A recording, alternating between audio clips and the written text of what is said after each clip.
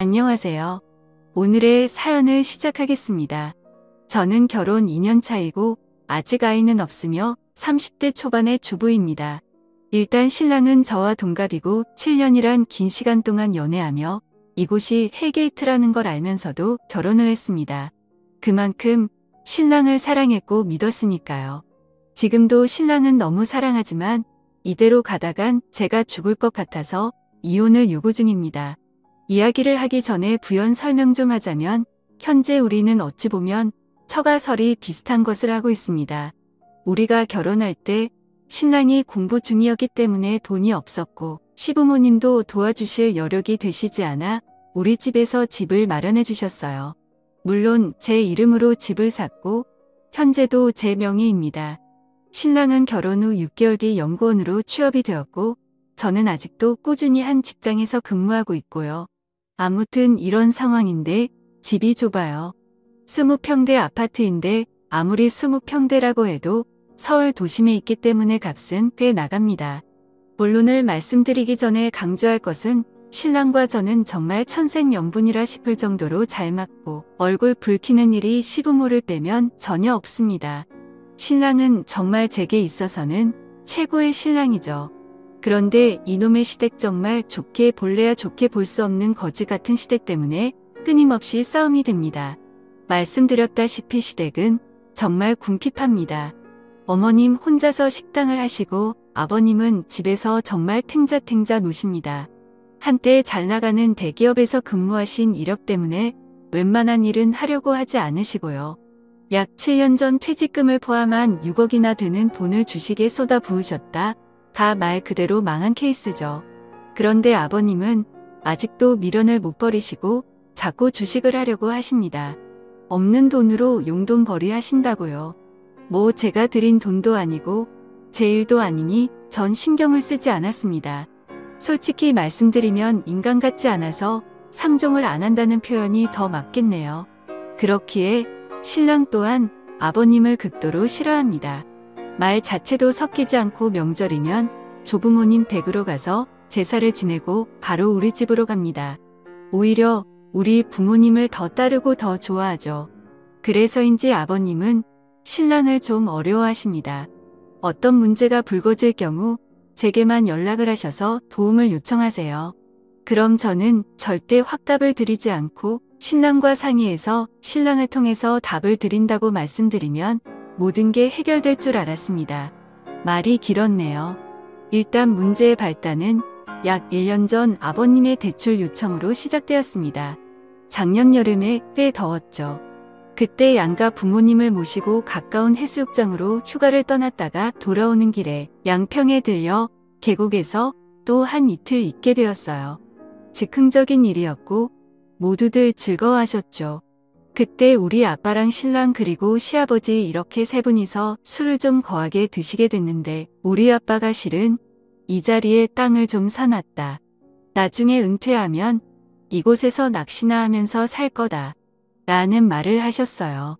그러면서 신랑에게 덧붙인 말씀이 나는 너를 아들로 생각한다. 나중에 모든 재산을 다 물려줄 거다. 뭐 이런 식으로 말씀을 하셨죠. 분위기 좋았습니다.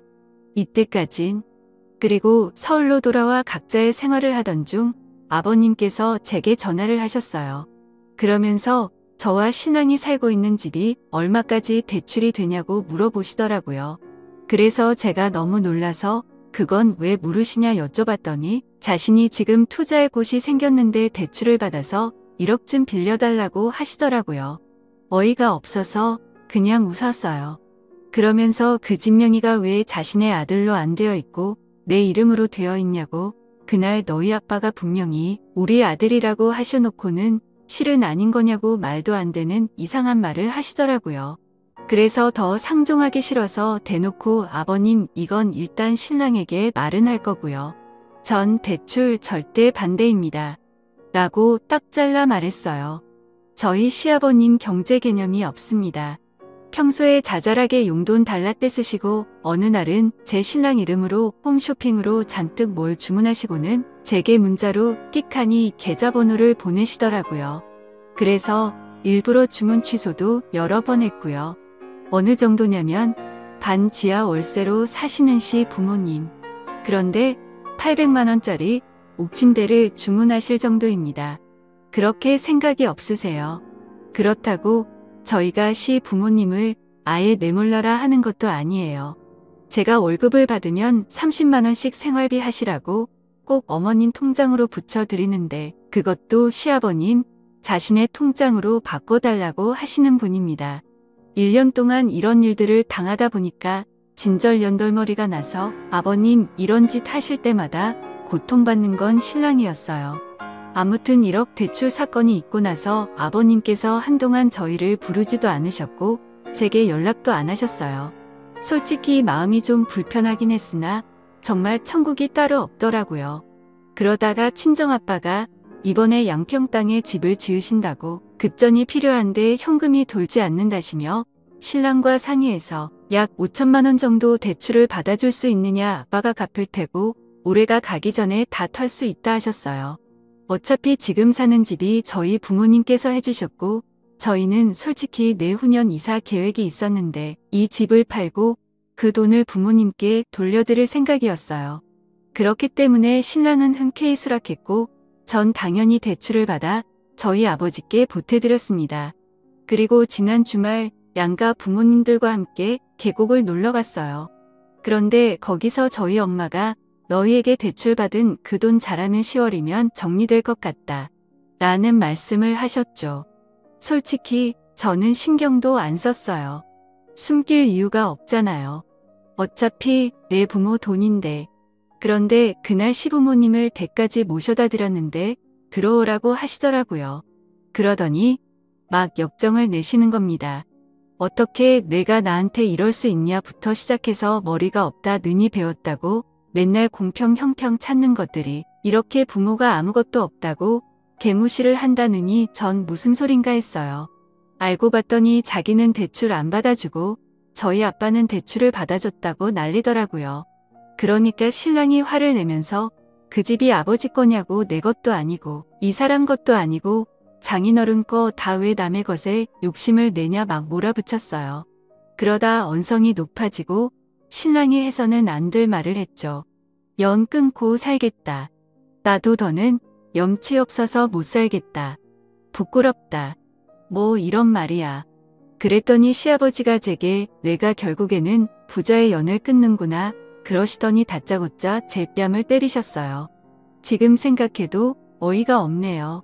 전 너무 화가 나서 눈이 돌았고 그 자리에서 신랑 따귀를 때렸죠. 그랬더니 시어머니가 눈이 뒤집히더라고요.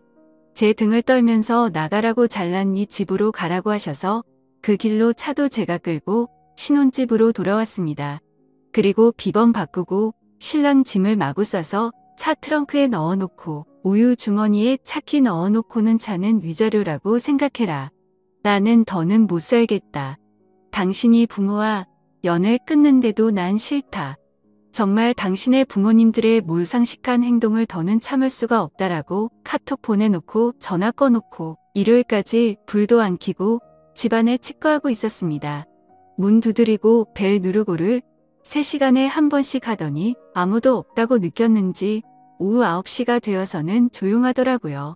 음성이 여러 들어와 있고 마음은 아프지만 정말 생각하면 할수록 억울하고 화가 나네요.